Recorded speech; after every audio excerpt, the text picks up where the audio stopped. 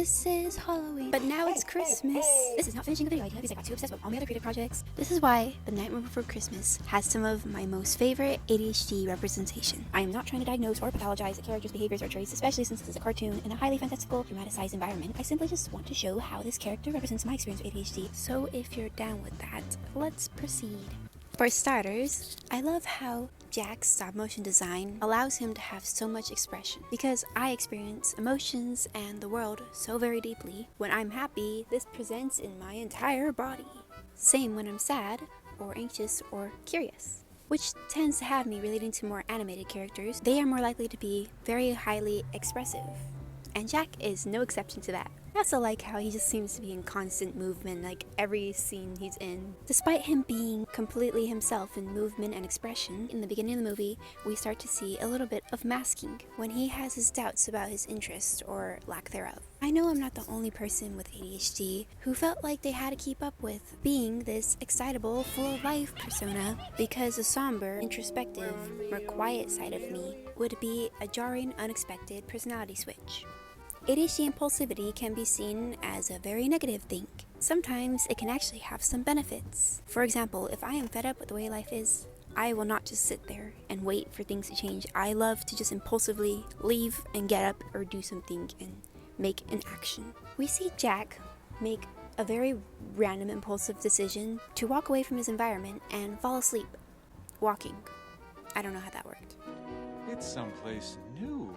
And tries to open this shiny, pretty little door. As individuals with brains that are constantly looking for that new hit of, ooh, shiny, it's quite common for us to be very curious and have many interests. And if you're familiar with what happens when that interest becomes an all-encompassing fixation, hyperfixation, chances are you will find the lyrics of the song What's This? Very extremely very relatable. This.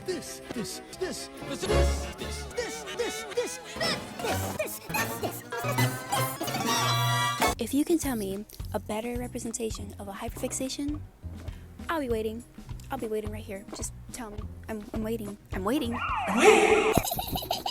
Not only does Jack have a song about finding his new interest, he has a song about being obsessed about that interest. And then he has his own very own infodumping song. Three songs about his obsession. It's very relatable. Like if I get obsessed about something, everyone within the vicinity of like 20 feet will know. Christmas will be our! I'm sorry, I can't handle it. I mean, I can handle it probably, but I don't want to. For Jack, this is not a hobby. This is a lifestyle. So much so that he's not sleeping or eating.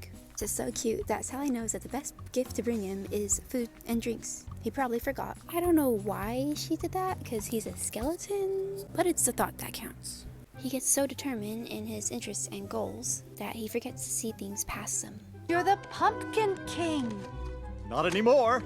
I definitely wouldn't go as far as kidnapping the Sandy Claus and attempting to impersonate him.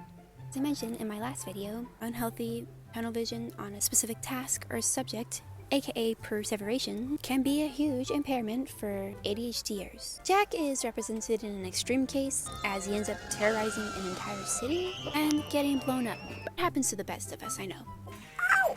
Ow! Ow! Being attacked. Even though he has the best intentions, much like my cat trying to attack my arm yet again, Jack ends up messing things up. I can't even count the amount of times I've tried to help or work on something, and my clumsiness or inattentiveness or distractibility ruined it all. At first, Jack doesn't know why he's being attacked until it all literally comes falling down. And he realized in his attempt to share happiness, he hurt everybody.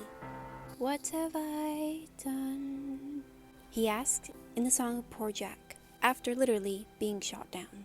All these unintentional screw-ups from my ADHD or autism symptoms can make me go from optimistic and confident to distrustful and unsure. Like Jack, sometimes I want to find a deep cave to hide in, to protect the world from myself, and myself from the world. Someone's attacking me again! It's in these moments of self-doubt that we have to remind ourselves what keeps us living. What the heck? Jack exclaims a second after asking, why does nothing ever turn out like it should?